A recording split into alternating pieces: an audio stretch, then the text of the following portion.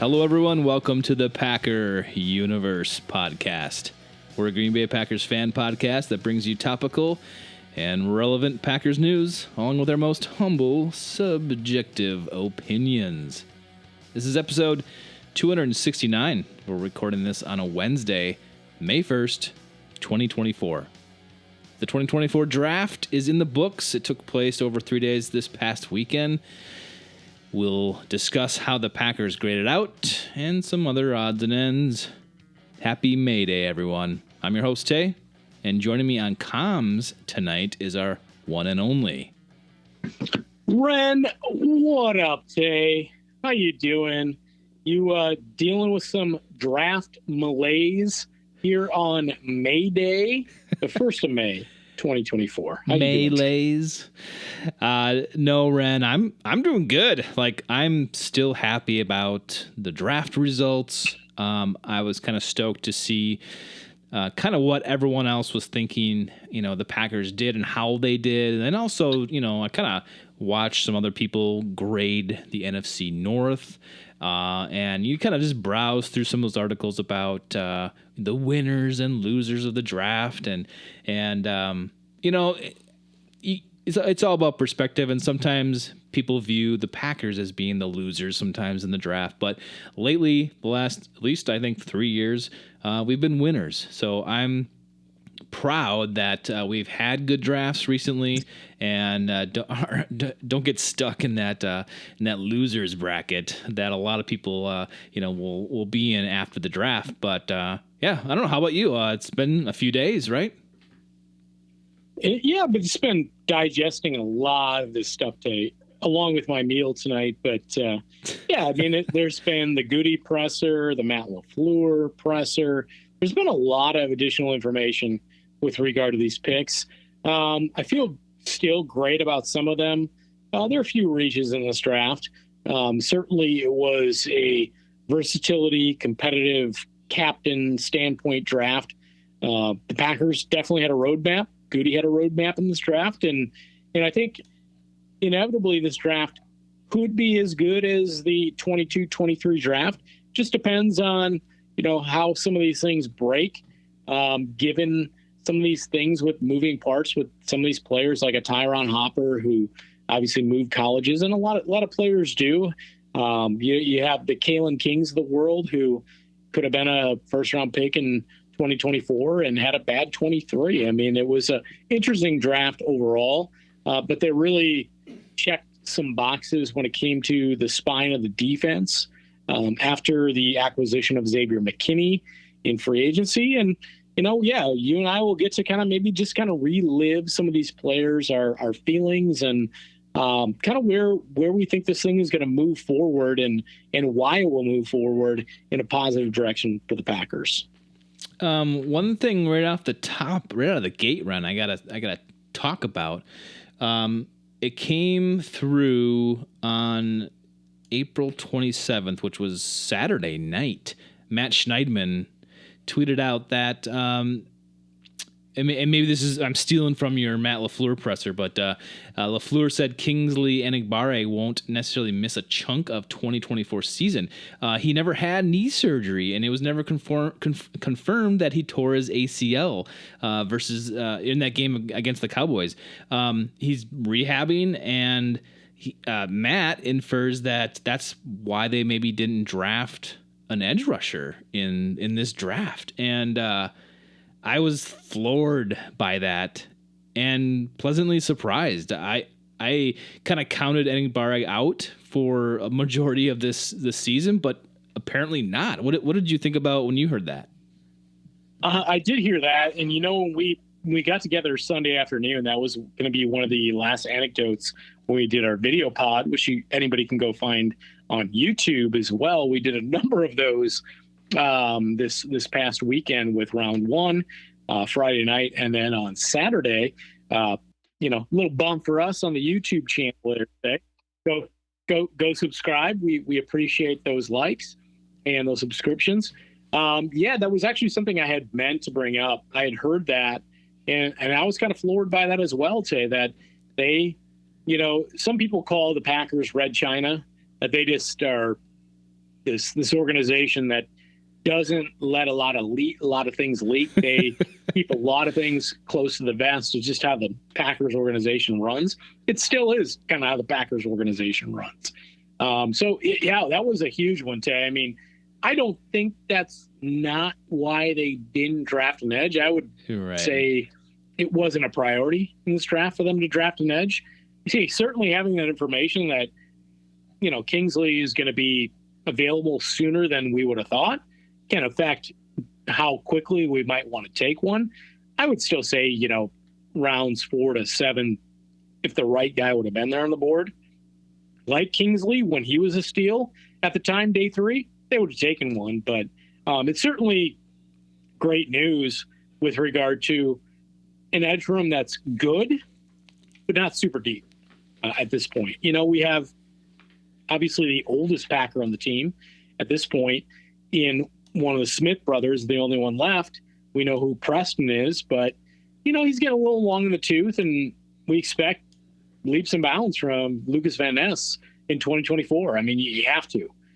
This is what Rashawn Gary did, and you spend that draft capital that high, you expect some returns. So I really have big things for the Van Ness monster in my mind in 2024. But outside of him and Rashawn, Kingsley's it, Tay. Yeah. And yes, the old stalwart and Preston Smith, but I would still like to see another new guy in the room with them. Would have been pretty nice. Yeah, that's true. Because that position always seems to be decimated by injuries. It always does. And you can never have enough, Tay. This is the one position in the NFL outside of quarterback that is the highest paid, and there's a reason for it. Teams can never get enough. The Vikings thought they'd have to use their first two first round picks, if I can say that properly, to get up and get JJ McCarthy. They didn't, and then they got arguably the best edge rusher in the draft. So, and they got a very good one in free agency. So, again, you can never have enough of those guys, and we'll see what happens. But they certainly seem a little thin at that position at this point. Yeah, and I think that's one of my, if you can find something to really be negative about this draft, besides if you don't like a player, but you can look at this as the outside rushers, the outside linebackers, or the defensive ends, whatever you want to say now. These pass rushers, defensive line also, and you can probably lump in cornerback. We took one, yes, but those are the 3 positions on defense that we didn't really, draft, and they weren't really targeted. And those were, positions on the team that needed some depth, I think, at least a guy or two. And that just wasn't addressed. So I think you can probably criticize a little bit about that. I mean, do you need a Michael Pratt on this roster? We talked about, they were going to get back into the quarterback thing in developing these, but did you really need that? I don't know. So, why wouldn't you take a D tackle there if you like somebody? So, or a cornerback again. But yeah, I think that was maybe one criticism. I think we didn't fill all the depth holes that we had on this roster. But they certainly did fill the holes that were the biggest, and everybody saw going into this draft. I mean, again, a la the 23 draft when they went wide receiver, tight end heavy. I mean, they went skill position, and they went super young, and it took about 8-9 weeks of the season, and it worked out. So they clearly have a roadmap. I would say this draft mirrors that draft in a lot of ways with the roadmap they're following, and Goody follows. They want versatility in guys, but they want interchangeable guys as well. So if one goes down, you have a similar talent there on your football team that can do what other guys in your football team might have been able to do prior. So they want versatility and the ability to almost mimic other guys on their roster. Yeah, and I think that kind of shows when they drafted those 3 offensive linemen. Round 1, the first pick was Jordan Morgan out of Arizona, and you go down to round 5, Jacob Monk offensive line, and then round 6, Travis Glover. All those 3 guys can play. They have their specific, I think talents, but I think Goody drafted them because of their versatility. Jordan Morgan's probably going to be left tackle, it sounds like. And maybe he'll win that spot. And then you have Jacob Monk, I think, who's on the inside. And then Travis Glover, I think he's probably more of an outside guy. But I think those guys have been, dissected as very versatile offensive linemen. I think that just fits perfectly. Yeah, and that's what they want. I mean, obviously, they want to push Rashid at left tackle, and they want a guy who is very athletic, which Morgan is. Great feet. He's got some work to do, Tay, but a true potential starting left tackle for many years in the NFL. And those don't grow on trees. And that's why the boring first-round pick was Jordan Morgan.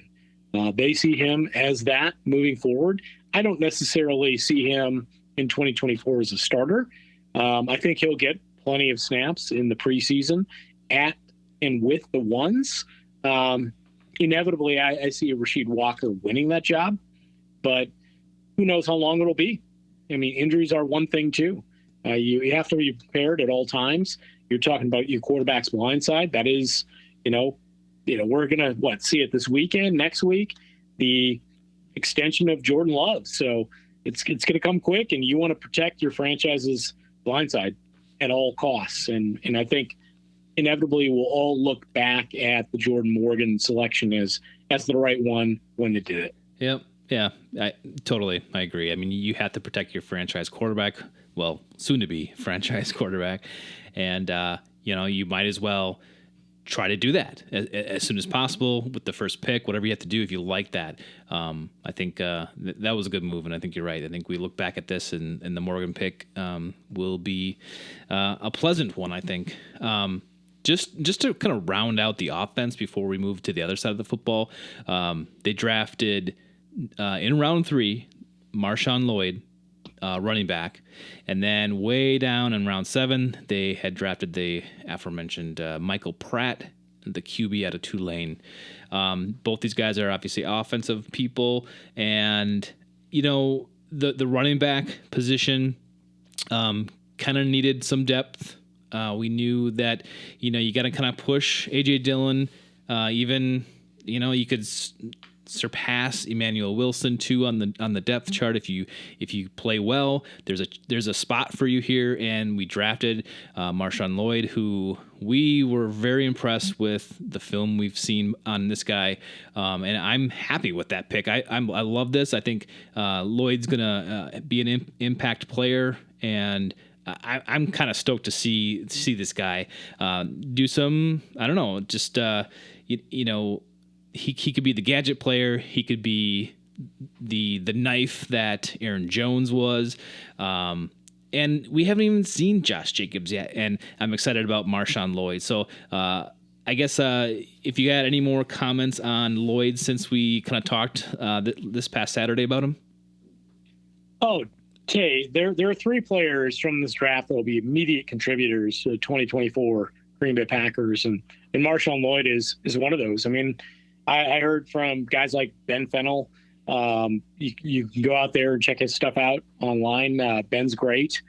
He actually works for the NFL and does pre-draft stuff. He was talking about his experiences, I think, with Andy Herman, getting the draft prepared. Basically, he's feeding information to guys as they sit up there, as the NFL is putting on the draft and getting those notes up to their screen as quickly as possible with all these players and anecdotes. It's pretty amazing. But nice. That said, digressing from that, he's talking about Marshawn Lloyd and what he will mean to the Green Bay Packers. And you have true pony package guy, Tay. We've talked about it, that true 2 running back set and what he can bring to the table. This guy averaged 7 yards a carry last year, Tay. Wow. That's incredible. Yes, we discussed he has some ball security issues. Certainly the Packers will work on that in OTAs and mini camp and in training camp and try to get that right. And I'm sure he'll get that right. I mean, that ball security is always going to be a concern, and they're going to beat it into his head until it's beaten to death. As you mentioned, Amon Green eventually had to have that little arm sling on to maybe have a little more grip when it's in the corner of his elbow there. But hey, listen, that guy ended up being the all-time rusher in Packers history. So, but Marshawn Lloyd can catch really, really well today.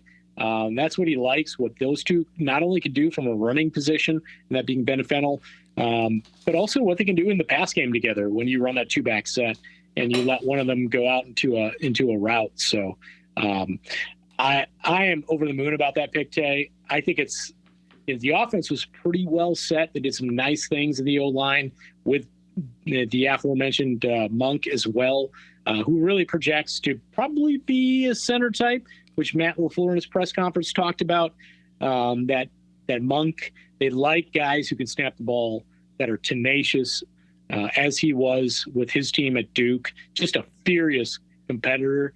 And he can probably kick out to one of the guard positions. So again, versatility, amazing. We're talking about the Packers and versatility at any position. So not surprising, but bringing this back around to Marshawn, just can't wait to see what that burst will do with actually having two really versatile, usable running backs on the field at all times.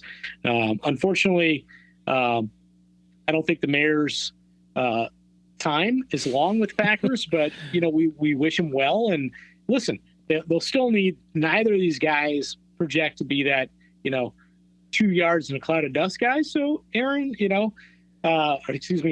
AJ may still find himself with the position on the Packers based on short yardage scrimmage style plays for the Packers move forward. But Marshawn Lloyd, Tay, I can't wait. I really, really can't. I think it was a home run pick where they got him, and we're going to have a lot of fun watching him, start and then grow with the Packers. Well, Marshawn Lloyd was, in many people's eyes, like the best running back in this draft class, and we got him. And you can look at the second Packers pick and the third Packers pick as being top in their draft class positions too. A lot of people have been saying this. And let's switch over to the defensive side of the ball. Second pick to the Packers was Edgerrin Cooper, inside linebacker. And then the third pick by the Packers was Javon Bullard, the safety. And arguably those two were the best in those positions. I mean, you could argue Javon Bullard wasn't, that there was a couple other ones that were right around him, but people have argued that. So with our second, third, and fourth picks, Ren, these were arguably the top ranked players at their position, and I just think, that is awesome. And that just proves that I think this draft was really well executed, and we're getting the players we want at the positions we need. What was your kind of like overall reaction, and now looking at it a little bit for Edgerrin Cooper here? I've kind of heard some not necessarily negative things, but not like he's the best, he's awesome, he's amazing. I mean, he was touted as one of the top inside linebackers of the draft. However, there isn't a ton of over the moon love for this guy at his position. So I'm curious as to what you kind of think about Edgerrin Cooper right now. Oh, Coop, Tay, that was my guy. So when it happened, I was elated about it. Still am. I mean, people pick on his lower half. He's a skinny guy in the lower half, and by that we mean the from the waist down, his legs are a little skinny.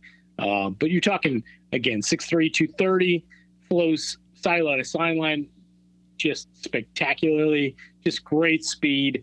Can come up. You can use him as a blitzer. He can spy that quarterback. He can stick with the run game.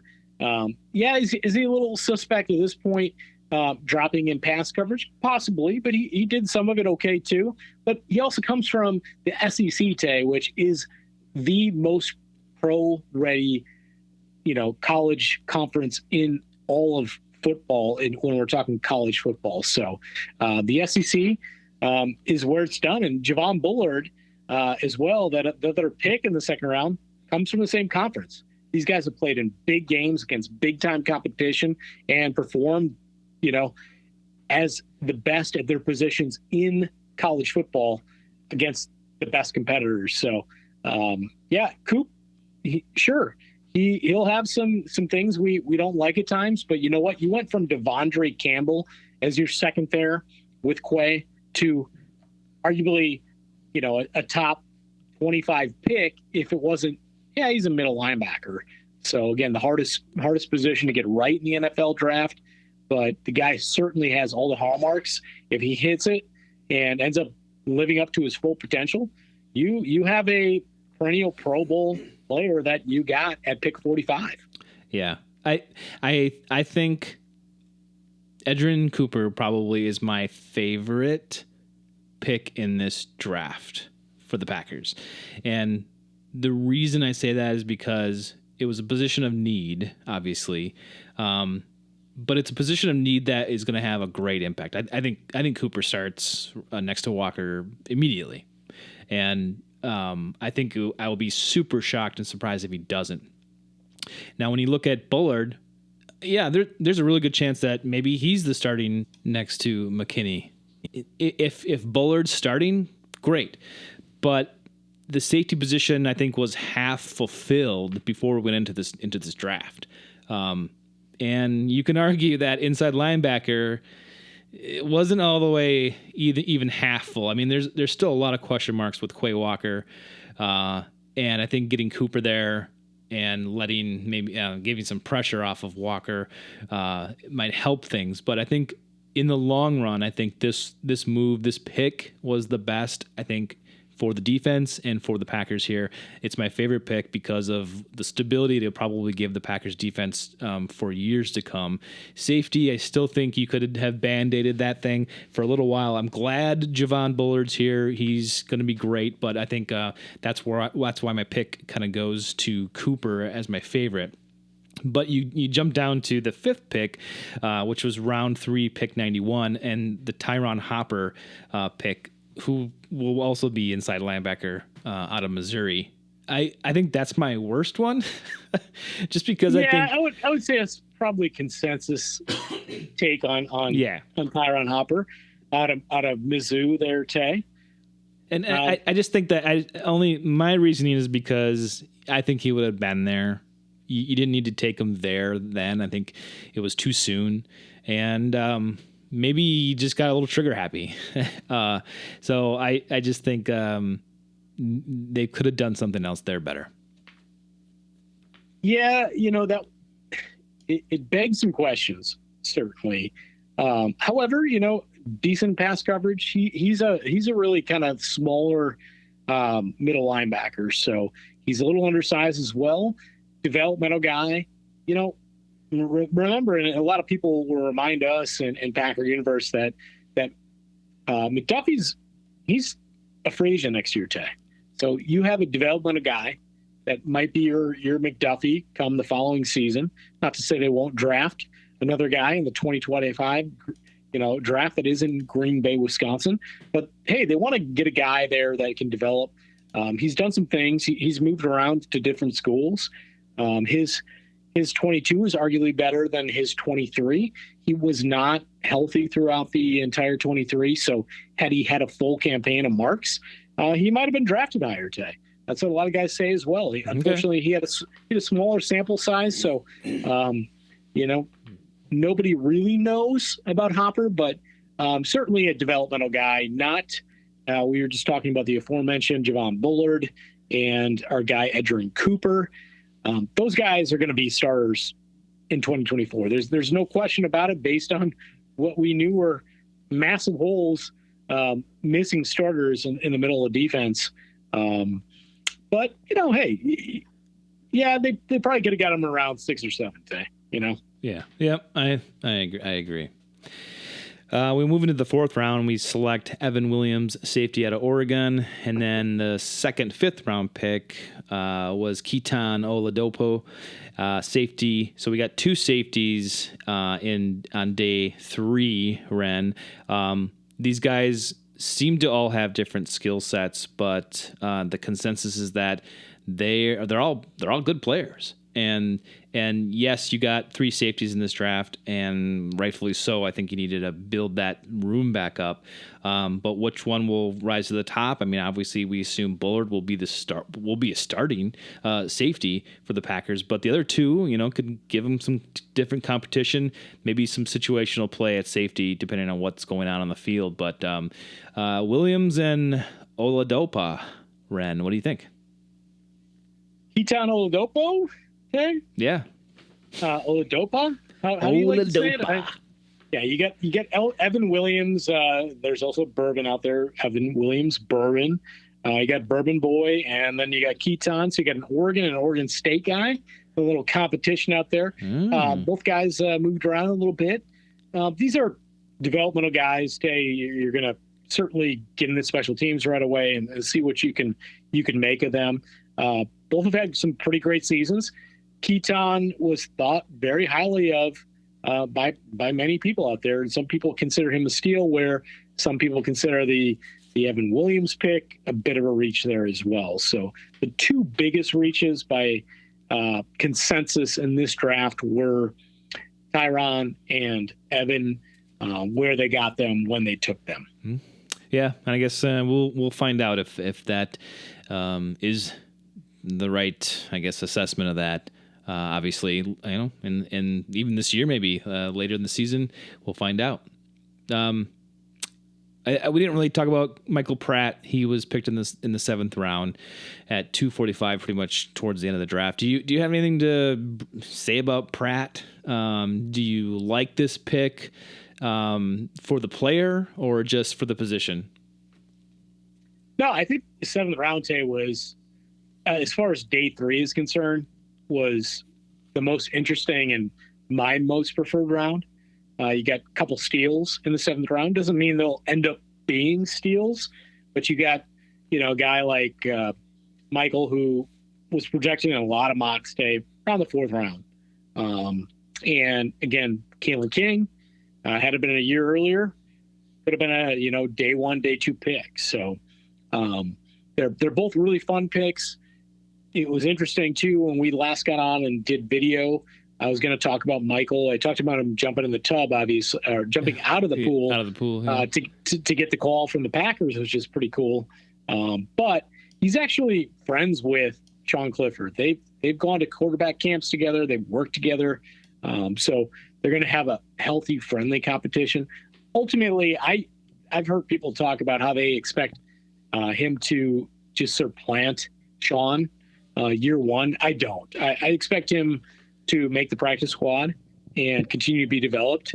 I think Sean showed us some massive maturity year 1, some decent grasp of the offense year 1, and where that'll take him year 2, I think we'll all be pretty happy to see. So I think it's a nice pick. I mean, Brian didn't lie. He said he wanted to get back in the business of developing quarterbacks, and I think there is always a good reason to do so. And nowadays, we know they have the new kind of QB risk factor option to have on your roster at all times. You need 3 nowadays, maybe even if it's one on your practice squad, because you do have the option to have that emergency quarterback every week on your roster. So basically, he can go out there, and if he needs to suit up, he can suit up today. So I think the business of developing quarterbacks is back in fashion, and I think they got a darn good one to develop and spend some time with. I think your assessment about the Packers having him as the 3rd, potentially the quarterback on the practice squad is probably accurate. It was, I think, discovered, I'm not really sure by who, either today or yesterday or maybe, excuse me, but Alex Magoo was... Yep. Tell me about him. What is he now? He is not listed as a quarterback anymore for the Green Bay Packers. He is now listed as a wide receiver. So take that for what it's worth, or whatever you think that means. But they moved him to wide receiver. I think it was just listed on their website. And some Packers sleuth probably discovered that. But whatever that means, I don't know. Is he going to make the team as a wide receiver? Doubtfully so. But maybe that's why they drafted Michael Pratt. I just don't understand this. Alex was,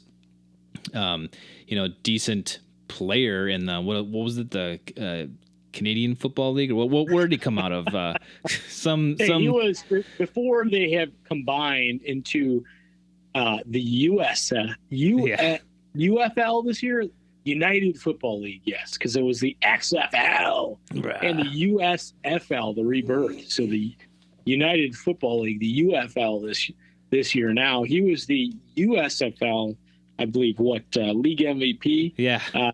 Before he was brought over to Green Bay.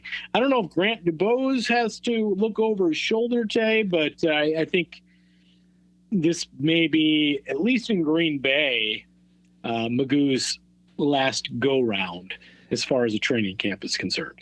Totally.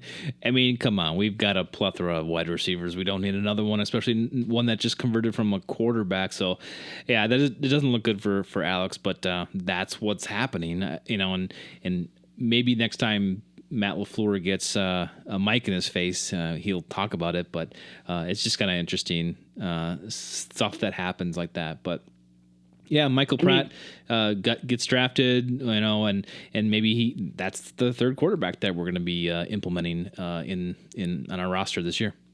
I would say there's no way possible that he's not, at the very least, the Packers practice squad quarterback. Yeah. And then, you kind of talk about Kalen King, cornerback, drafted 3 picks from the end. He didn't have a great year in 2023 here. And he had a great 2022. Are you saying that he would have been drafted, or he should have been drafted high last year, or are you talking about next year? Last year, okay. 2023 draft. People said, I should say this year, when he completed his 22 coming into this past season, the 23 season, when they started doing those too early, 2024 mock drafts, he was, a day 1, day 2 pick. Yeah. And you can go right now, find yourself a early mock 2025 draft day. They are out there. So yeah, Kalen King he had a heck of a 22, which everybody projected, that he would be a, high-end cornerback taken in this draft over a lot of the cornerbacks we've become very familiar with over the last few weeks and where they were taken. And unfortunately, had a really bad season. He got put in a blender by Marvin Harrison Jr. at Ohio State a couple times. And, that happens and people think less of you. Yeah. But that's not uncommon for some of the picks on Green Bay's roster. You have guys that had some better 22 seasons than 23s.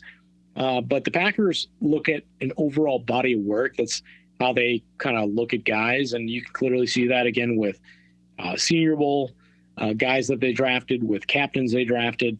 They like character guys. They like guys who put in the work. College football is getting a little bit more interesting today with the transfer portal. So it doesn't give teams as good of a picture at times as they'd like when guys stick in a place. Guys do stay in college longer now because of the NIL, because they're able to make some money out there too.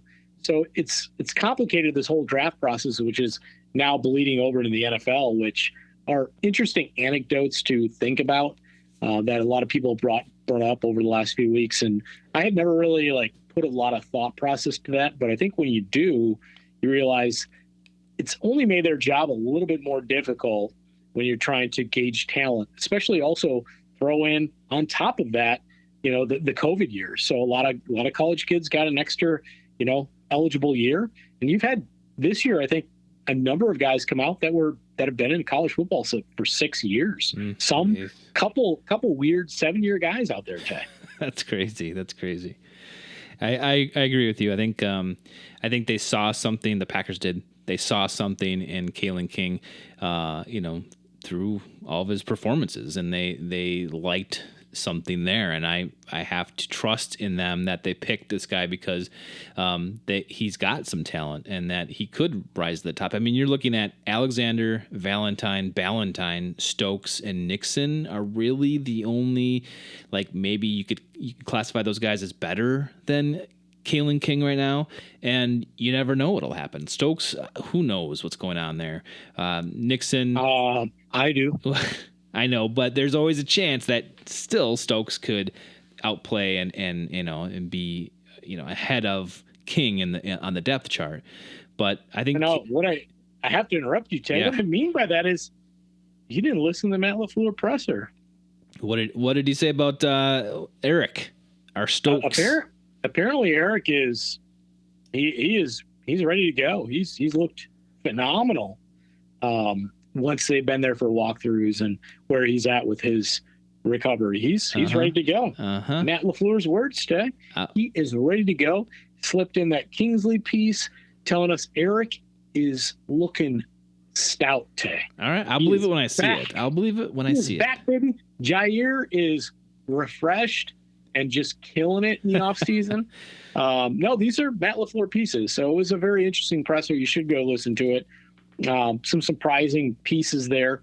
I mean, the Jair piece is not that, that crazy when you come down to it and realize that he wanted a different coach there. And he got it. And now he's got different players to play with. New coach who brings an aggressive brand of football. He's probably refreshed. Again, apparently Mr. Stokes is ready to go.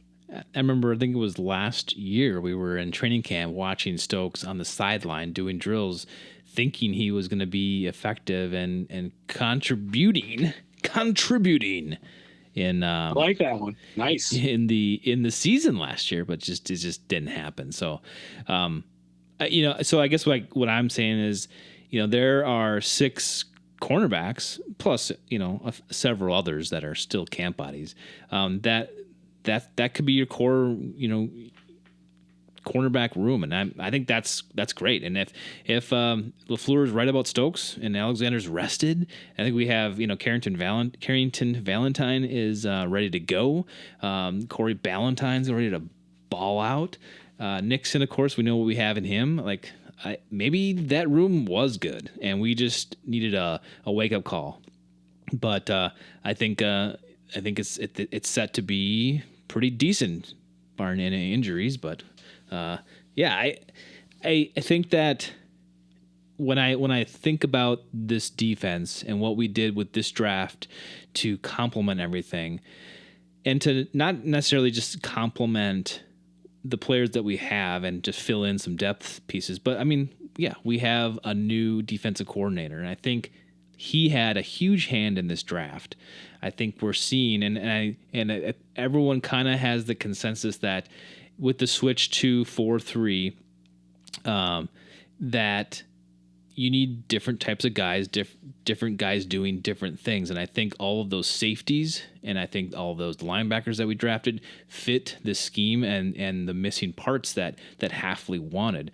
I think all these guys can play those parts to exactly what they needed them to be now.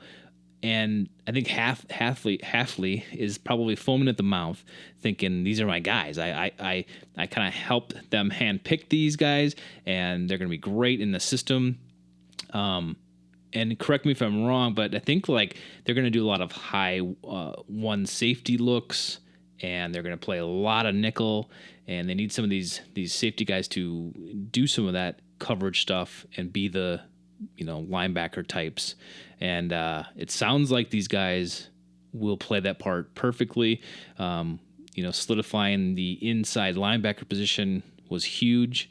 I'm excited for this aggressive, fast-paced defense that I think we're going to see. I think he nailed it there today, and those are some really well thought out points. I mean, you're 100% right. I mean, this is no longer your grandfather's Joe Barry playing off, 10-yard zone football scheme. This is an aggressive, up in your face, fast paced defensive football team. In Matt's presser, I mean, he goes basically on to say, he's like, I can pretty much, poke holes. And he's referring to defense when asked about certain things in just about any defensive scheme to take advantage of it. And that's why Matt's such a good play caller. But what he's trying to do is pay a compliment to his new young defensive coordinator, and that is he's going to bring a lot of wrinkles. Finally, another young guy with young ideas to imprint a fast new version of defense in the NFL. Again, Joe was kind of, from a little bit of a generation, even though it's 10 years ago, 15 years ago, that's past. You need a guy coming up with different schemes, team to team, that are going to do different things. And you mentioned it. Yeah. The nickel is, almost a common, base for any defense to be in, no matter if they run a 3-4, a 4-3 now in today's modern NFL. And they drafted Javon Bullard, who can play there. They've got Keyshawn Nixon, who can play there. They've got Jair Alexander, who can play there at times. So when they're mixing different personnel, the Packers have really added elements to this defense, and with the addition of Jeff Hafley, have elements where they can give you so many different looks depending on personnel. You want the same guys out there every time in nickel, when they have different personnel schemes, because different guys are going to, be able to fill that role with different personnel from other teams. And it's going to be pretty fun to watch as Hafley kind of plays his defensive chess match that Matt LaFleur does on offense. And finally, you have a coach to marry with, Matt LaFleur's vision of, a new, younger, different style of NFL. Absolutely. I mean, you look back, Don Capers, boring. Mike Pettin, boring. Joe Barry, disappointing. And now you get boring. And boring. And now you get Hafley. I mean, we're excited for a reason. And that reason is because we're pretty confident this is going to be a huge changeup that is going to be a very positive one. And if there isn't a drastic change and more energy on this defense, you and I are both going to be disappointed, and rightfully so. So, I mean, yeah, I know that's a lot of pressure and maybe a lot of expectations to put on Jeff Hafley and his new defense, but I think it's rightfully put on him, and I think it's gonna come to fruition. I think it's gonna happen. So I'm stoked. I'm not afraid to kind of bet the farm here. Yeah, it's again to see them coming up and matching wits, especially in training camp. What Hafley and LaFleur are going to do, it's fun. Matt finally has, I would think, at least from a scheme standpoint, keep him on his toes. Appear to go to work with every day and get the best out of each other. Mm-hmm. And just to kind of I guess put a little bookend on this draft talk. I want to go back and readdress those undrafted free agents. We kind of flubbed through that a little bit on our video cast on Sunday, but let's just go through that quick. I'll just name off I think 8 players here that we signed as undrafted free agents after the draft was done. That was Peter Bowden, the long snapper, James Esther, the defensive line, Raylan Goforth, linebacker, Javan Howard, he's the running back, and Donovan Jennings, O-line. Is it Trente or Trente Jones, offensive line, Rodney Matthews, defensive line, and Messiah Swinson, tight end, who is 6'7", 259 out of Arizona. But rewinding all the way back to Peter Bowden, he's a long snapper out of Wisconsin, and I think there's competition for that position. So I'm glad that we have or we're willing to bring someone else in here to compete against. Let's see who is that? Matt Orzik and Orzik. I think that's a healthy competition to have as a long snapper, because are we there yet on our kicking team? I just don't know. We know the jury will always be out with you on the kicking team, regardless of what position we're talking. And hey, listen, who doesn't want to talk long snapper? Yeah. But that said, I just wanted to read through the UDFAs just so I could hear you pronounce each and every individual name. It was a fun experiment for me on this side of the phone tonight. But that said, we're gonna hear so much more, and hopefully we'll bring you some interesting things over the next few weeks. We know we're gonna have a friend on who is a friend of the podcast. He is a Bear fan, and we'll talk to him and how over the moon he is on paper with the 2024 Chicago Bears draft. We know they drafted a punter, I believe, in the 4th round, so we'll have to ask him about that. It'll be interesting to learn what his thoughts were on that selection. Yeah. But before we get out of here tonight, there was a little bit of a Devontae Adams interview. He was on the Rush podcast today. Uh-huh. That is with defensive end Max Crosby. So everybody and anybody has got a podcast if they're an NFLer these days. Talked a little bit about getting traded to the Raiders. One of his comments I found interesting, talking about how, the difference in Green Bay to the Las Vegas Raiders is just the level of competition. Just how he got there, and he's like, wow, these guys are really competing. Kind of like when I went up against Jair one time, and I really got the best of him, and then he was mad. He kind of yelled at me, and then went to the room immediately. He goes on to talk about how, paraphrasing, how he's really impressed by that with Jair, that Jair was really angry and then went to learn about it. And then after the fact, asked him about what he could have done better, but just how that is kind of all over in the Raiders community or locker room, which is interesting because the Raiders kind of suck and the Packers kind of win all the time. So I guess we're not competitive enough in the practice field, but just on the regular Sunday field and Monday field and, Thursday field. And I guess this year, Friday field. But, I don't know if that was backhanded or he just feels like they play at a practice at a different clip. However, he goes on to say the big part about his interview was talking about Jordan Love. And he's like, quote unquote, in hindsight, like we talked about, the kid Love, he's an effing baller, man. I'm so happy for him. I haven't had the chance to truly sit down and talk with him, but I want to tell him at some point, I definitely don't regret changing teams, but I'm super proud of what you've done. If there was a way I could pull you over here and drag you with me, that would be cool. Because we saw what he did at the end of the 2023 year. I don't regret what I did going to the Raiders, but at the same time, you look back on it and damn, that boy kind of balling right now. That's a 1 DA today. I think he's got to say the right things because he's sitting right in front of Max Crosby, his fellow teammate of the Raiders. And of course it's a Raider, focused podcast. He's not going to, say negative things about his team that he's on, that he's, being paid by.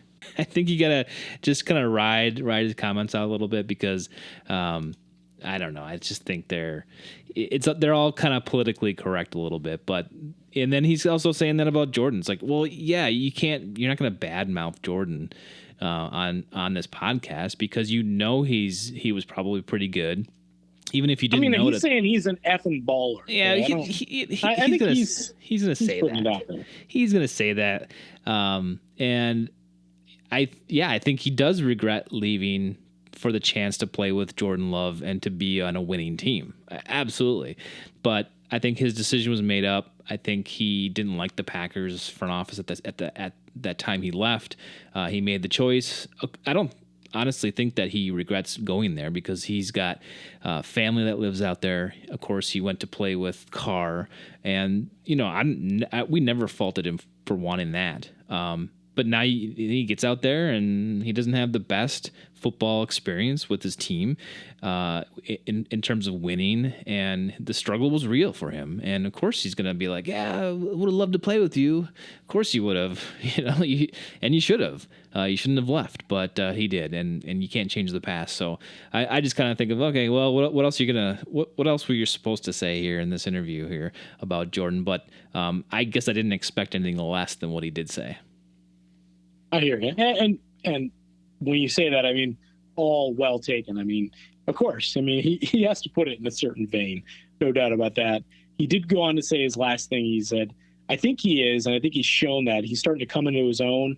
and you can see the way he's talking in front of the media and everything.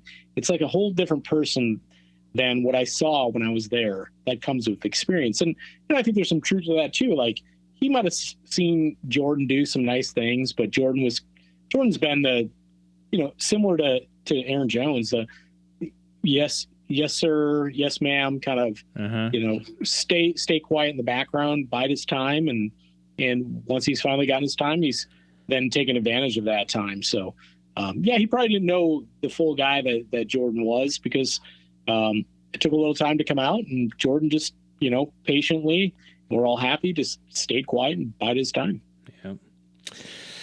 Yep.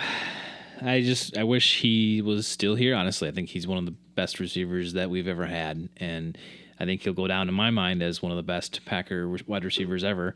And it kind of pains me a little bit to see him in Las Vegas playing for not a great team. And are they going to go anywhere? Probably not. Not while Devontae's playing with them. So that's a little disappointing to me that he won't be on a good team, I think, when he finally quits football.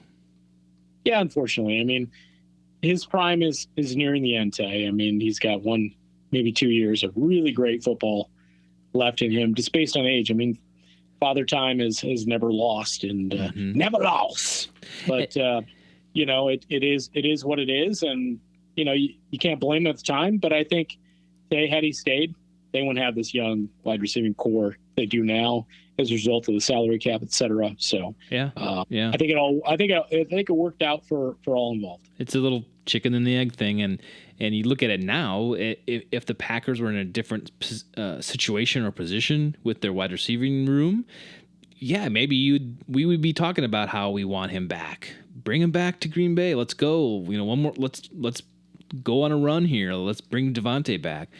But that's not happening. That's never happening again. Like, he's not coming back. So that ship has sailed, and that chapter's done. That book's closed. So in that regard, it's a little kind of like, serendipitous a little bit. But I wish him the best, and I hope he has success out there in Las Vegas again. But I just don't see it happening. Yeah, I think we'll all love ourselves some DA forever. I mean, let's be honest, Tay. I mean, you and I have been around a minute or two, as the kids say. And, since we've been watching Packer football from the 80s there forward, when wide receiver really became the diva position it is, Devontae Adams is, the Jerry Rice of our football team. I don't think I've ever seen a better receiver in Green Bay. When you talk about the pure route running ability, the physical talent on the field we saw game in, game out for that stretch he was in Green Bay. He's our Jerry Rice, no doubt. He's the best, in my opinion, the best receiver the Packers have had in my time as a fan. Cheers to that. Well, Ren, let's get out of here. I think we've exhausted all of our topics for this evening. I just wanted to thank everyone that watched our YouTube channel over the weekend and subscribed to us. Thanks for the views. Thanks for the subscribes. And we appreciate you, watching and following along. So we look forward to doing that more in the future and bringing you guys different types of content. You can follow us on social media. We're on Twitter, Instagram, Facebook. You can go to our website, check out some things there, packeruniverse.com. And, of course, you can email or send us comments via email at info@packeruniverse.com. Well, thanks for joining me, Ren, this evening. Yeah, Tay, always a good time getting to talk with my friend about a little Packer football, especially post-draft. Honestly, Tay, that was like Christmas this past weekend. It's just always such a fun time.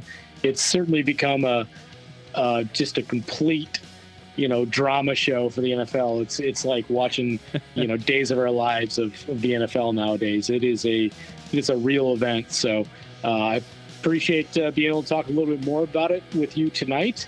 But until episode 270, Tay, on the pup list.